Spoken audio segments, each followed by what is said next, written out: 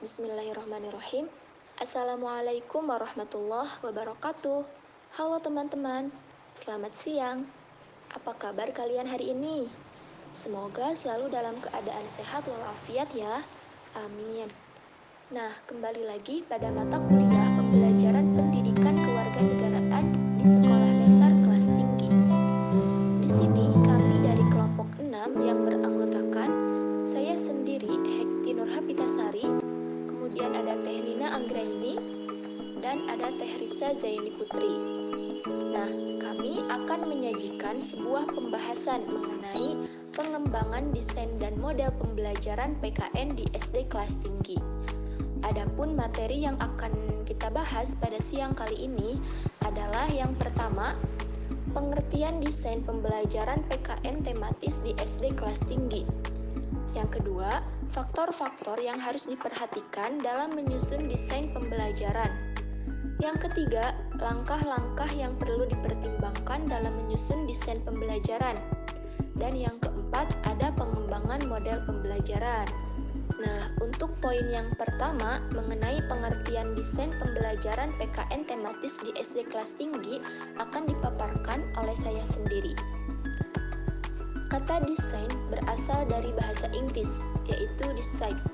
Dalam Kamus Besar Bahasa Indonesia dapat diartikan kerangka, bentuk, rancangan, motif, pola, model, menata, memaksudkan, dan konstruksi. Sedangkan pengertian desain menurut para ahli diantaranya, menurut Gagne, Briggs, dan Wager, mereka mengembangkan konsep desain pembelajaran dengan menyatakan bahwa desain pembelajaran itu membantu proses belajar seseorang, di mana proses tersebut memiliki tahapan segera dan jangka panjang.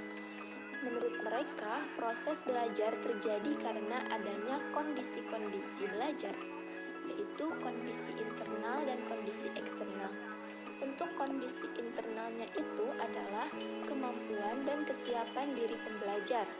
Sementara untuk kondisi eksternal itu merupakan pengaturan lingkungan yang didesain. Penyiapan kondisi eksternal inilah yang menurut mereka sebagai desain pembelajaran yang disusun secara sistematis dan menerapkan konsep pendekatan sistem agar berhasil meningkatkan mutu kinerja seseorang. Kemudian yang kedua menurut Reiser. Reiser berpendapat bahwa desain pembelajaran itu berbentuk rangkaian prosedur sebagai suatu sistem untuk pengembangan program pendidikan dan pelatihan dengan konsisten dan teruji. Desain pembelajaran juga merupakan proses yang rumit, tapi kreatif, aktif, dan berulang-ulang. Kemudian menurut Eraut tahun 1991 halaman 315, istilah desain pembelajaran atau instructional design biasanya merujuk pada desain materi pembelajaran yang disusun oleh sebuah tim yang dapat melibatkan guru atau tidak perlu melibatkan guru yang akan melaksanakan pembelajaran tersebut. Memang sejumlah ahli mengatakan bahwa desain pembelajaran itu dibuat oleh guru yang akan melaksanakan pembelajaran. Namun bukanlah suatu keharusan desain pembelajaran dibuat hanya oleh guru yang bersangkutan saja. Artinya bahwa pengembangan desain pembelajaran dapat menjadi tugas para pakar pembelajaran yang diharapkan akan membantu dan mempermudah para guru dalam mengembangkan dan melaksanakan proses pembelajaran. Jadi, desain pembelajaran ini adalah proses keseluruhan tentang kebutuhan dan tujuan belajar, serta sistem penyampaiannya, termasuk di dalamnya adalah pengembangan bahan dan kegiatan pembelajaran, uji coba dan penilaian bahan, serta pelaksanaan kegiatan pembelajarannya. Desain pembelajaran juga mengandung arti bahwa perencanaan pembelajaran harus sesuai dengan konsep pendidikan dan pembelajaran yang dianut dalam kurikulum yang digunakan. Nah, dari penjelasan yang telah disebutkan, dapat ditarik kesimpulan bahwa desain pembelajaran PKN tematis ini adalah desain materi pembelajaran yang disusun oleh sebuah tim yang dapat melibatkan guru atau tidak perlu melibatkan guru, yang mana model pembelajarannya itu menggunakan tema tertentu sebagai titik sentral pembelajaran yang mengakomodasikan berbagai kompetensi dasar yang harus dicapai dari satu mata pelajaran atau beberapa mata pelajaran. Nah, desain pembelajaran pada mata pelajaran pendidikan kewarganegaraan ini menguraikan keterkaitan antara standar kompetensi lulusan atau SKL, kompetensi inti atau KI, kompetensi dasar atau KD, indikator pencapaian kompetensi atau IPK, pemetaan KI, KD, IPK, penyusunan program tahunan, penyusunan program semester, dan penyusunan silabus pembelajaran PKN. Kemudian, hal yang terpenting dalam mendesain materi pembelajaran ini adalah dengan melakukan analisis situasi terlebih dahulu. Nah, kita bahas satu persatu mengenai standar kompetensi lulusan atau SKL. SKL ini merupakan standar pendidikan yang diharapkan dimiliki oleh semua peserta didik berdasarkan tingkat pendidikan seperti SD atau MI, SMP atau MTS, SMA atau MAN atau SMK. Nah, SKL ini ialah kriteria mengenai kualifikasi kemampuan lulusan yang mencakup sikap, pengetahuan, dan keterampilan. SKL ini juga digunakan sebagai acuan utama pengembangan standar isi, standar penilaian pendidikan, standar pendidikan dan tenaga pendidikan, standar sarana dan prasarana, serta standar pengelolaan dan standar pembiayaan. Kemudian yang kedua, kompetensi dasar atau KD, kompetensi inti atau KI, dan indikator pencapaian kompetensi atau IPK. Nah, KD ini adalah kemampuan dan materi pembelajaran minimal yang harus dicapai peserta didik untuk suatu mata pelajaran masing-masing suatu pendidikan yang mengacu pada kompetensi inti. Nah, KD pada kurikulum 2013 ini berisi kemampuan dan materi pembelajaran untuk suatu mata pelajaran masing-masing satuan pendidikan yang mengacu pada kompetensi inti. Sedangkan indikator pencapaian kompetensi atau IPK adalah pengukur sikap siswa melalui observasi untuk menunjukkan ketercapaian kompetensi dasar. IPK ini dikembangkan berdasarkan pada KD dengan menggunakan kata kerja operasional atau KKO. Kemudian ada penyusunan program tahunan. Nah, penyusunan program tahunan ini merupakan rencana pelaksanaan pembelajaran muatan pelajaran. Penyusunan program tahunan ini atau PROTA dibuat untuk mengetahui secara singkat dalam melihat alokasi waktu dan tema pelajaran yang akan diajarkan dalam tahunan. Kemudian, poin yang kedua ada hal-hal yang harus diperhatikan guru dalam mendesain pembelajaran PKN. Menurut Skillback, tahun 1984 membagi faktor yang dapat menggambarkan situasi sebagai bahan analisis guru atas dua bagian. Di antaranya ada faktor internal dan faktor eksternal. Yang pertama ada faktor internal. Nah, faktor internal ini meliputi yang pertama, siswa meliputi aspek bakat, kecakapan, dan kebutuhan. Yang kedua, guru meliputi aspek nilai, sikap, keterampilan mengajar, pengetahuan, pengalaman, kekuatan dan kelemahan khusus serta perannya. Yang ketiga, etos kerja sekolah dan struktur politik. Yang keempat, sumber-sumber bahan pembelajaran. Dan yang kelima, masalah-masalah dan kekurangan-kekurangan yang dirasakan dalam kurikulum yang berlaku. Nah, selain faktor internal, ada juga faktor eksternalnya, yang meliputi yang pertama, perubahan sosial budaya dan harapan masyarakat. Kemudian yang kedua, tuntutan dan tantangan sistem pendidikan. Yang ketiga, perubahan mata pelajaran yang akan diajarkan. Yang keempat, kontribusi dari sistem dukungan guru. Dan yang kelima, sumber masukan bagi sekolah. Nah, seperti yang telah dijelaskan tadi, bahwa mengembangkan desain pembelajaran merupakan tugas tim, bahkan melibatkan guru atau tidak melibatkannya. Namun, ada hal yang mendapatkan tekanan dalam pengembangan desain pembelajaran ini, yaitu mengembangkan materi pembelajaran yang akan dilaksanakan oleh guru. Tugas pengembangan materi pembelajaran sebagai aspek penting dalam pengembangan desain pembelajaran PKN di Indonesia, khususnya pasca berlakunya Permendiknas nomor 22 tahun 2006 tentang standar isi adalah tugas satuan pendidikan.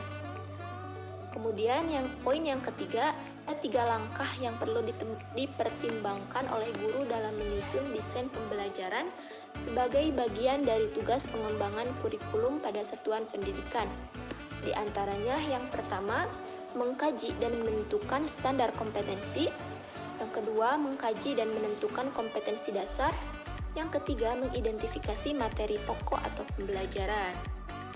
Nah, ada juga dalam mengembangkan desain pembelajaran PKN ini ada 4 komponen yang perlu dikembangkan. Yang pertama ada standar kompetensi. Yang kedua ada kompetensi dasar. Yang ketiga ada substansi materi, dan yang keempat indikator pencapaian sebagai kriteria keberhasilan pencapaian kompetensi. Nah, untuk poin yang keempat akan dipaparkan oleh teman saya. Kepadanya dipersilahkan. Kemudian ada model pembelajaran di SD kelas tinggi. Nah, sebelum kita mengetahui model pembelajaran di SD kelas tinggi itu, kita harus memahami dulu arti dari model pembelajaran itu sendiri. Nah, secara etimologi dalam KBBI, model adalah pola, contoh, acuan, ragam, dan sebagainya dari sesuatu yang akan dibuat atau dihasilkan. Sedangkan pembelajaran itu berasal dari kata belajar, yang artinya berubah tingkah laku atau tanggapan yang disebabkan oleh pengalaman. Adapun model pembelajaran secara terminologi disebutkan oleh Trianto bahwa model pembelajaran adalah suatu perencanaan atau suatu pola yang digunakan sebagai pedoman dalam merencanakan pembelajaran di kelas. Nah, model pembelajaran ini mengacu kepada pendekatan pembelajaran yang digunakan, termasuk di dalamnya ada tujuan-tujuan pembelajaran, ada tahap-tahap dalam kegiatan pembelajaran, kemudian ada lingkungan pembelajaran, dan pengelolaan kelas. Adapun menurut Muhammad Syarif Sumantri tahun 2015 menyatakan bahwa model pembelajaran merupakan kerangka konseptual yang mendeskripsikan dan melukiskan prosedur yang sistematik dalam mengorganisasikan pengalaman belajar dan pembelajaran untuk mencapai tujuan belajar tertentu dan berfungsi sebagai pedoman bagi perencanaan pembelajaran bagi guru dalam melaksanakan aktivitas pembelajaran. Jadi, dapat disimpulkan bahwa model pembelajaran adalah seluruh rangkaian penyajian materi ajar yang meliputi segala aspek sebelum maupun sesudah pembelajaran yang dilakukan oleh guru serta segala fasilitas yang terkait yang digunakan secara langsung ataupun tidak langsung dalam proses belajar mengajar. Kemudian ada model pembelajaran di SD kelas tinggi. Ada beberapa model yang dapat diterapkan dalam proses pembelajaran di SD kelas tinggi. Di antaranya yang pertama ada model inquiry, kedua ada model kontekstual atau CTL, yang ketiga ada model belajar kooperatif dan kolaboratif, keempat ada model generative learning, kelima ada model diskusi kelompok, keenam ada model induktif, ketujuh ada model pendekatan proses, kemudian yang kedelapan ada model neighborhood together atau NHT, yang kesembilan itu ada model bermain peran, dan yang terakhir itu ada model pembelajaran berbasis portofolio. Yang pertama ada model pembelajaran inquiry. Nah, di mana dalam proses pembelajaran inquiry ini yang harus dikembangkan oleh guru, yang pertama itu ada merumuskan tujuan, kedua ada menyajikan kata-kata atau istilah yang perlu diketahui, ketiga ada menyajikan ide-ide yang perlu dipelajari, keempat kemampuan dalam memecahkan masalah, kelima menerapkan kemampuan yang telah dikuasai. Adapun model pembelajaran inquiry menurut Welton dan Malan tahun 1988 menyebutkan bahwa langkah-langkahnya yang pertama yaitu menyadari adanya peristiwa yang kontroversial yang selanjutnya menjadi masalah yang harus dipecahkan. Kedua, mengidentifikasi hipotesis berupa penjelasan atau jawaban tentatif. Yang ketiga, menguji hipotesis sesuai dengan data dan informasi yang diperoleh. Kemudian model yang kedua yaitu ada model contextual learning atau CTL. Nah, model ini merupakan model yang bertujuan untuk membantu siswa dalam memahami makna materi pelajaran yang dipelajarinya dengan mengaitkan materi tersebut dengan konteks kehidupan mereka sehari-hari, sehingga siswa memiliki pengetahuan ataupun keterampilan yang secara fleksibel dapat diterapkan dari satu permasalahan ke permasalahan yang lainnya. Nah, secara garis besar, langkah-langkah penerapan CTL di dalam kelas yang pertama, mengembangkan pemikiran siswa bahwa belajar akan lebih bermakna dengan cara bekerja sendiri dan menemukan sendiri keterampilan barunya. Kemudian yang kedua yaitu melaksanakan sejauh mungkin kegiatan inquiry untuk semua topik. Yang ketiga ada mengembangkan sifat ingin tahu siswa dengan memberi stimulus agar siswa bertanya. Kemudian yang keempat yaitu menciptakan masyarakat belajar, yaitu belajar dalam kelompok-kelompok. Yang kelima menghadirkan model sebagai contoh pembelajaran. Kemudian yang keenam ada melakukan refleksi di akhir pertemuan. Dan yang terakhir yaitu melakukan penilaian yang sebenarnya dengan berbagai cara. Kemudian ada komponen-komponen yang dilibatkan dalam menggunakan model pembelajaran kontekstual ini. Yang pertama itu ada konstruktivisme, di mana siswa mampu membangun pengetahuannya berdasarkan pengalaman yang dialami ataupun yang diamatinya. Kemudian yang kedua yaitu bertanya. Nah, diharapkan siswa mampu menumbuhkan rasa ingin tahunya sehingga akan menjadikan siswa selalu bertanya terhadap hal-hal yang baru. Yang ketiga yaitu inquiry, di mana siswa dilatih untuk menemukan konsep yang dipelajari melalui proses belajar yang sistematis. Yang keempat yaitu ada masyarakat belajar. Nah, di mana siswa ini diharapkan mampu bekerja sama atau bertukar pikiran dengan orang lain yang tidak terbatas dalam proses pembelajarannya. Yang kelima yaitu ada pemodelan atau modeling, di mana memberikan pengalaman yang lebih nyata atau konkret kepada siswa. Melalui pemodelan ini akan menghindarkan siswa dari pengetahuan yang bersifat abstrak atau teoritis. Kemudian yang keenam yaitu ada refleksi, di mana refleksi ini diperlukan untuk mengevaluasi pengetahuan yang diperoleh siswa melalui pengalaman yang ia dapatkan. Dan yang terakhir itu ada penilaian yang sebenarnya atau authentic assessment. Nah, penilaian ini bertujuan untuk mengetahui perkembangan belajar siswa dan dapat mengetahui pula apakah pengalaman belajar siswa dapat memberikan dampak positif atau sebaliknya. Kemudian yang ketiga ada model belajar kooperatif dan kolaboratif. Belajar kooperatif adalah belajar dengan cara bekerja sama untuk mencapai tujuan secara efektif dan efisien. Sedangkan belajar kolaboratif bekerja sama dengan orang lain dalam proyek bersama sebagai aliansi strategis.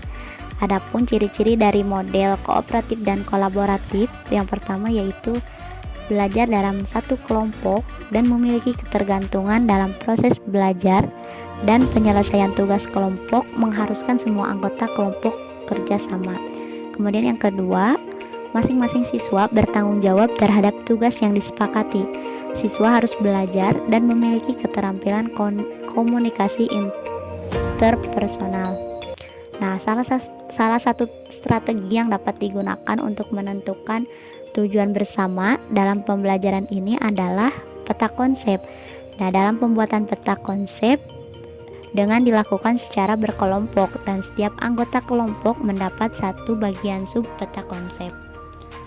Kemudian yang keempat yaitu ada model generative learning, di mana model ini merupakan pembelajaran yang memberikan kesempatan kepada siswa untuk menghasilkan sendiri makna dari informasi yang diperolehnya. Dan yang kelima yaitu ada model diskusi kelompok.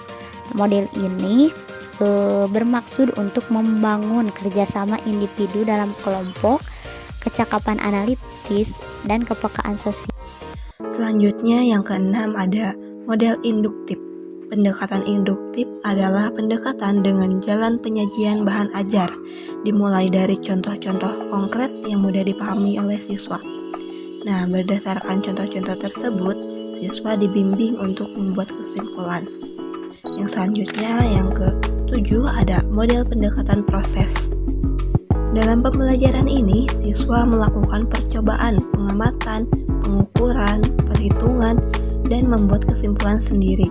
Kegiatan-kegiatan yang dapat dilakukan oleh siswa dalam pembelajaran yang menggunakan pendekatan ini antara lain yaitu mengamati, mengklarifikasikan, dan merumuskan masalah yang muncul. Kemudian yang kedua ada mengumpulkan, menganalisis, dan menafsirkan data. Dan yang terakhir, yang ketiga ada meramalkan gejala yang mungkin akan terjadi. Kemudian yang selanjutnya model yang ke-8 yaitu model NHT atau model Number Heard Together. Model pembelajaran ini lebih mengedepankan kepada aktivitas siswa dalam mencari, mengolah, dan melaporkan informasi dari berbagai sumber yang akhirnya untuk dipresentasikan di depan kelas. Kemudian selanjutnya yang ke-9 ada model bermain peran. Bermain peran adalah pembelajaran yang bertujuan untuk membantu siswa dalam menemukan jati dirinya dalam lingkungan sekolah, keluarga, dan lingkungan masyarakat dalam memecahkan masalahnya dengan bantuan kelompok. Nah, diharapkan dengan bermain peran, siswa dapat menyadari adanya peran yang berbeda dengan dirinya, yaitu perilaku orang lain. Model ini dikembangkan oleh George Seppel. Model pembelajaran yang terakhir yaitu yang ke-10 ada model pembelajaran berbasis portofolio. Pembelajaran portofolio adalah sebuah inovasi dalam pembelajaran PKN sebagai wujud nyata dari pembelajaran kontekstual. Pembelajaran portofolio mengandalkan keaktifan siswa untuk terjun ke lapangan guna menghubungkan antara tekstual dengan kontekstual di bawah bimbingan guru, guna memperoleh sebuah pengalaman langsung yang hasilnya harus disajikan di kelas oleh masing-masing kelompok siswa dengan masalah yang dipilihnya. Adapun langkah-langkah model pembelajaran berbasis portofolio menurut Center for Civic Education pada tahun 2002 yaitu pertama, mengidentifikasi masalah yang ada di dalam masyarakat. Dijelaskan oleh Dasim Budimansyah, dalam tahap ini perlu diawali oleh diskusi kelas guna berbagi pengetahuan tentang masalah-masalah di masyarakat. Untuk mengerjakan ini, seluruh siswa hendaknya membaca dan mendiskusikan masalah-masalah yang dapat ditemukan di masyarakat.